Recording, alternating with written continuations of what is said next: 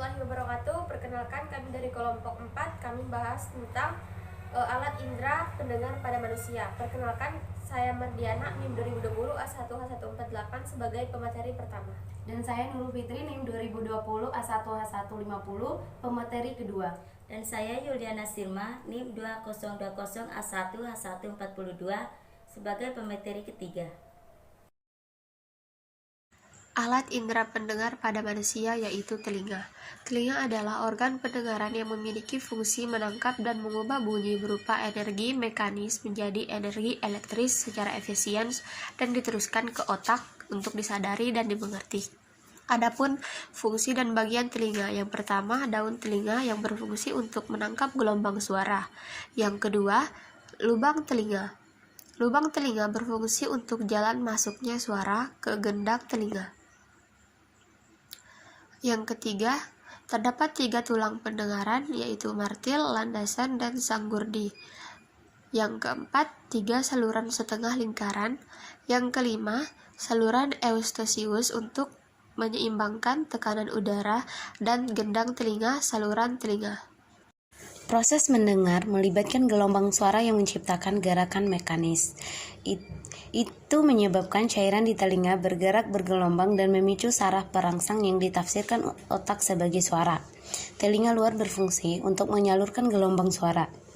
Getaran dari gelombang ini mencapai telinga tengah dan menggerakkan membran timpani, juga disebut gendang telinga. Ini menyebabkan 3 tulang yang disebut pendengaran ossicles juga bergerak. Tulang-tulang bersentuhan dengan struktur berisi cairan di telinga bagian dalam yang disebut koklea. Gerakan mekanis pendengaran ossicles memindahkan cairan di dalam koklea. Gelombang cairan menggerakkan sel-sel rambut yang melapisi koklea.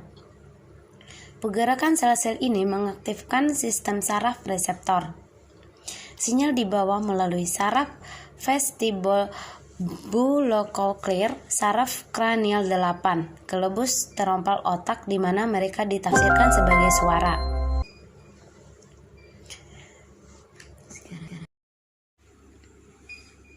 Gangguan pendengaran pada bayi dan anak seringkali sulit untuk dideteksi. Mengingat ketulian tidak dapat terlihat, sehingga seringkali gangguan pendengaran terlambat untuk diatasi.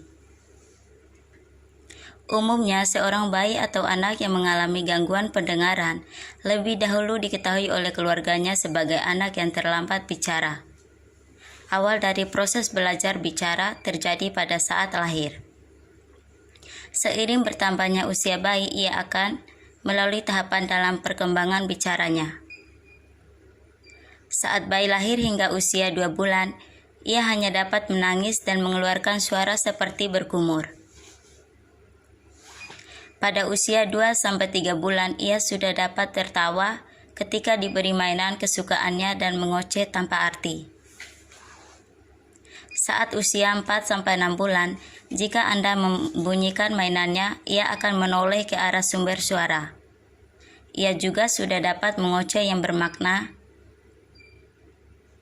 Saat usianya 7-11 bulan, di saat inilah ia mampu mengucapkan kata mama atau papa, namun mungkin belum spesifik. Di usia 12-14 bulan, ia mengerti instruksi sederhana, menunjukkan bagian tubuhnya, dan menyebutkan nama mainannya. Pada saat usianya 12-18 bulan, ia mulai mampu mengucapkan kata pertama yang mempunyai arti. Ia mampu menggabungkan kata atau kalimat pendek. Dan pada usianya ke-18 bulan, setidaknya ada 6-10 kata yang telah mampu ia ucapkan. Dengan mengetahui tahap perkembangan bicara, dapat diperkirakan adanya gangguan pendengaran pada anak. Sebelum terlambat, Anda perlu mengenali tanda-tanda adanya gangguan pendengaran pada buah hati Anda. Gangguan pendengaran pada anak dapat dikenali apabila usia 12 bulan belum dapat mengoceh atau meniru bunyi. Usia 18 bulan tidak dapat menyebutkan satu kata yang memiliki arti.